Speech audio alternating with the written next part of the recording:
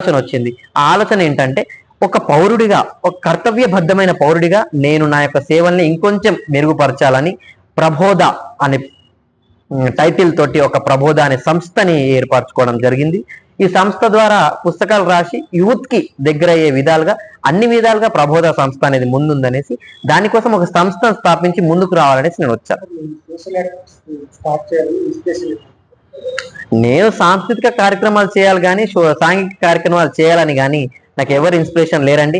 As a Indian పౌరుడిగా నాకు ఒక కర్తవ్యం మా తల్లిదండ్రులు నేర్పించిన నైపుణ్యం కానీ తల్లిదండ్రులు నేర్పించిన ఒక మీరు ఏమైనా అనుకోండి, తల్లిదండ్రులు నేర్పించిన సంస్కారం అనుకోవచ్చు కదా, ఆ సంస్కారం ద్వారా నేను ముందుకు వెళ్తున్నాను. అవును అవును చాలా డబ్బులు అందరి దగ్గర ఉంటాయి కానీ ఇట్లా సేవలు కానీ ఇట్లా చేయడానికి చాలా తక్కువ మంది.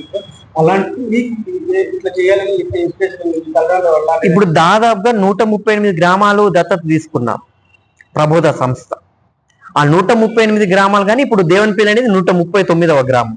ఇవన్నీ ఊర్లని డెవలప్ చేయాలనేసి మా ఆశ, మా ఆకాంక్ష. ఇవన్నీ ఊర్లన్నీ యాజ్ ఏ ఉమెన్ ఎంపవర్మెంట్ గా కానీ యూత్ ఎంపవర్మెంట్ గా కానీ వీళ్ళతో పాటు ఊర్లో ఎడ్యుకేషన్ డెవలప్ అవ్వాలని ఈ 3 మెయిన్ అంబిషన్స్ పెట్టుకొని ముందుకెళ్తున్నామండి.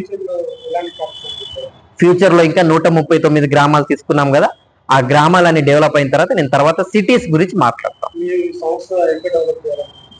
ఈ సంస్థ అనేది ఆల్రెడీ డెవలప్ అయిపోయింది. మీరు మీ మీడియాలో చూసి కానీ యూట్యూబ్ నా యొక్క ఇంటర్వ్యూ చూసి కానీ మీ అందరికి నేను ఏం తెలియజేస్తున్నానంటే మీరు కూడా రండి, మీరు కూడా మెంబర్షిప్ తీసుకోండి ప్రబోధ సంస్థలో. ప్రబోధ సంస్థలో మెంబర్షిప్ తీసుకున్న తర్వాత మీకు ఏమేమైతే బెనిఫిట్స్ వస్తాయో అవన్నీ ప్రబోధ సంస్థ ఇవ్వడానికి రెడీగా ఉంది. Thank you so much.